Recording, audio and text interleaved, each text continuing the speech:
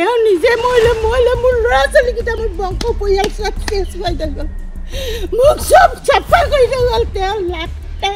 ভাল কামৰ ভিতৰত এটা সৰু বেয়া বোলে মোক চেছ কৰি গুচি গ'ল তেওঁ ইমান ডাঙৰ এটা ভুল কৰিলে তেওঁ কেনেকৈ ভাবিলে এনেকুৱা ডাঙৰ জঘন্য নিকৃষ্ট কাম এটা কৰি তেওঁ বাচি যাম বুলি কেনেকৈ ভাবিলে যদি ময়ো জানিলোহেঁতেন পিছত মই আপোনালোকক মই নিজেই জনালোহেঁতেন এই কথা সেইজন মানুহক আমি ভগৱানৰ নিচিনা লক্ষী পূজাৰ দিনাখনি থালিত পানী লৈ ঘটিত পানী ভৰি ধুৱাই আমি প্ৰাৰ্থনা কৰি মূৰত মানি লওঁ তেখেতক দেৱতা বুলি পূজা কৰে দেৱতা পূজা কৰিছিলোঁ কিন্তু আজি সেই দেৱতাই মোক এই ৰূপ দিলে মোক হ'ব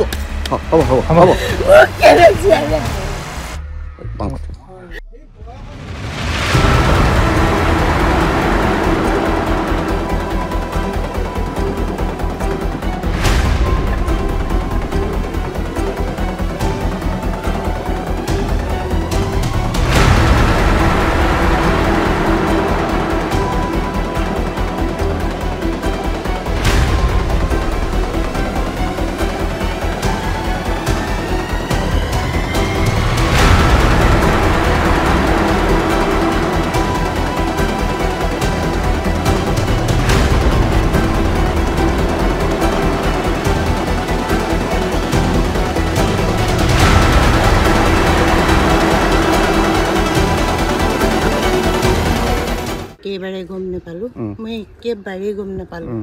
মই সেইটোকেই কৈছোঁ যদি তেনেকুৱা কিবা এটা হৈছিলে তুমি মোক কিয় কথা হাৰ নজনালা কিয় তুমি এইটো কৰি পেলাই নিজে বাচিম বুলি ভাবিলা নিজেতো মৰিলাৰ লগত মোৰ এতিয়া ল'ৰা ছোৱালী বংশ পৰিয়াল চবকে মাৰি থৈ গৈছে এই ছোৱালীজনী ইয়ালৈ আহে নাই আহে বুলি কৈছে কিন্তু মোৰ ঘৰলৈ অকল ছোৱালীজনী বুলিয়েই নহয় বহুত মানুহ আহে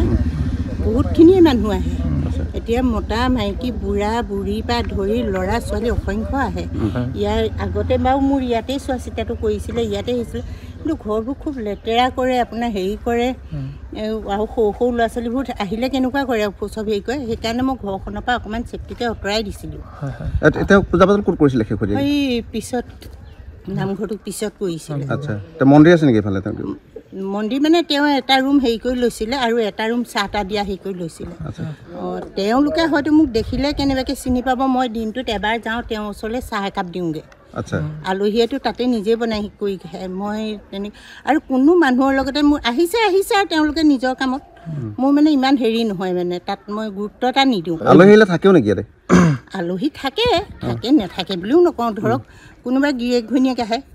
কিবা এটা দৰৱ খাবৰ কাৰণে তেওঁলোক পৰিয়াল হিচাপে থাকে কোনোবা মাক জীয়েক আহে ধৰক তেওঁলোক তেনেকৈ থাকে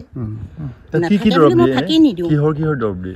এইবোৰ ছাৰ অসংখ্য হেৰিয়ৰ দিয়ে দৰৱ তেওঁ আয়ুৰ্বেদিক সেই আছে দৰৱখিনিও আপোনালোকে ফটো মাৰি নিব জৰা ফুকা কৰে নেকি জৰা ফুকা তেনেকুৱা নকৰে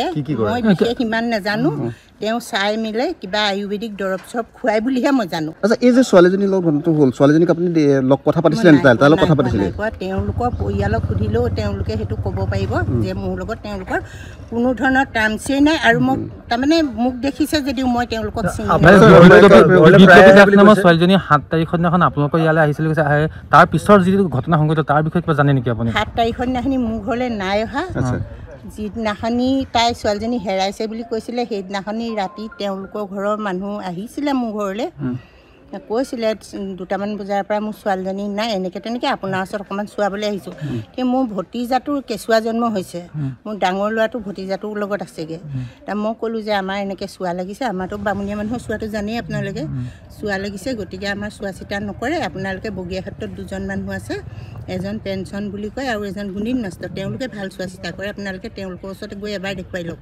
মই তেনেকৈও কৈছোঁ দেই তেওঁলোকে কৈছে থানাত আমি জনাই আহিছোঁ মই ভাল কাম কৰিছে এজনী গাভৰু ছোৱালী ঘৰৰ পৰা নাইকিয়া হৈছে থানাত জনাবই লাগিব তেতিয়াও তেওঁলোকে কোৱা নাই যে আমাৰ ঘৰলৈ আহিছোঁ বুলি কৈছে বুলি তেতিয়া তেওঁলোকে মোৰ আগত উল্লেখ নাই কৰা আপোনালোকৰ ব্যৱসায়িক প্ৰতিষ্ঠানৰ পিছফালে থকা এটা শৌচালয়ত বিপ্লৱী দাস নামৰ এগৰাকী ছাত্ৰীয়ে মৃতদেহ উদ্ধাৰ কৰিছে আপুনি কি ক'ব এই অনুভৱত কি ক'ব বিচাৰে মই কি কওঁ দোষী সদায় দোষীয়ে লাগিলে মোৰ স্বামীয়ে হওক লাগিলে মোৰ হেৰিয়ে হওক এজনী ছোৱালীক উঠি অহা ছোৱালীক মাৰি পেলালে যেতিয়া এজনী এগৰাকী মাকৰ ছোৱালী মোৰো ছোৱালী আছে মোৰ তেওঁ যিটো সেই পৰিৱেশ হৈছে মোৰ ছোৱালীজনীৰ ক্ষেত্ৰতো মোৰ সেই একেটাই পৰিৱেশ হ'ব গতিকে ৰাইজে প্ৰশাসনে যি সিদ্ধান্ত লয় মই তাতে এৰি দিছোঁ মোৰ কোনো আপত্তি নাই আৰু দেউতাকৰ লগত ল'ৰা দুজনৰ কিবা মোৰ ইনভলভমেণ্ট সেইটোৱে আছিল মই বিচাৰিছোঁ মোৰ ল'ৰা দুজন যিটো হেৰিয়ত নিছে মোৰ ডাঙৰটো ল'ৰা তেতিয়া মেডিকেলত আপোনালোকে যোৰহাট মেডিকেলত ফটো হেৰি চাবলৈ ক'লে চাব পাৰে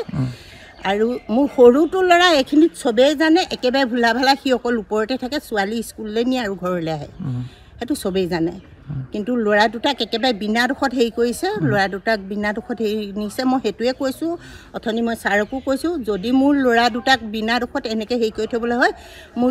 নাতি 3টা আছে এটা ভাগৰ এটা ভাগৰ 2টা সৰুটো ভাগৰ এবছৰীয়া এটা কেঁচুৱা আছে মই বোৱাৰী নাতি তাত চঞ্জাই দিম জেলত আৰু মই মোৰ নিজে সিদ্ধান্ত মই নিজে যি কৰি মোক সেইটোৱে লাগে মোৰ ল'ৰা দুটা মুকলি কৰি দিয়ক মোৰ ল'ৰা দুটা একেবাৰে নিৰ্দোষী একো নাজানে কাৰণ মই পত্নী হৈ একো নাজানিলোঁ মোৰ ল'ৰাই ক'ত জানিব আৰু কোন হেৰিয়ত আছে যে নিজৰ ল'ৰাই বাপেকক এইটো সংক্ৰান্তত সহায় কৰিব নেকি কোনজনী মাইকীয়ে লোকৰ ছোৱালীৰ লগত নিজৰ মতাটোক হেৰি কৰা সহ্য কৰিব পাৰিব কওকচোন মই এইটো কৈছোঁ মই তেওঁক যেতিয়া জেললৈ নিছে তেতিয়া তেওঁ যেতিয়া মই কথাবোৰ শুনিছোঁ মই তেতিয়া কৈছোঁ যে যদি প্ৰকৃত তেনেকুৱাই আছিলে তুমি 2 মাহ এমাহত একো গম নাপালা নেকি মই মানুহজনক কোৱা নাই মই ইয়াতহে মই নিজেই কৈছোঁ মই মানুহজনক ক'বলৈ মই সেইখিনি কথা নাজানিলোৱে যদি পাইছিলা তেতিয়া মোক নকলা কিয় যদি কোৱা হ'লে মই কিজানি মই কিবা এটা কৰিলোঁহেঁতেন তুমি কিয় লৈ ঘূৰি ফুৰিলা তাৰ গাৰ্জেন নাই নেকি লৈ ফুৰিবলৈ কৈছোঁ ন মই একো এইবিলাক কথা মই নাজানো মই এইটোৱে কৈছোঁ মোৰ স্বামী বুলি মই নকওঁ মই তেওঁ মুখ চাবলৈও নিবিচাৰোঁ তেওঁক প্ৰশাসনে যি ব্যৱস্থা লয় তাকে লওক ৰাইজে যি ব্যৱস্থা লৈ লওক যদি ৰাইজৰ মাজলৈও গতাই দিয়ে ৰাইজে মনৰ হেঁপাহেৰে তেওঁক যি কৰে কৰক মোৰ একো তাত ক'বলগীয়া নাই খালি মোৰ ল'ৰা দুটাক উদ্ধাৰ কৰি দিয়ক আপোনালোকে ল'ৰা দুটা একেবাৰে নিৰ্দোষী কোনোবাই মুখৰ কথা ঢেৰ ক'ব খোলাকাঠ দেখিলে বাগি কুঠাৰ চবেই মাৰিব হা এটা 2টা কথা চবেই বহাই ক'ব কিন্তু মোৰ ল'ৰা দুটা একেবাৰে নিৰ্দোষী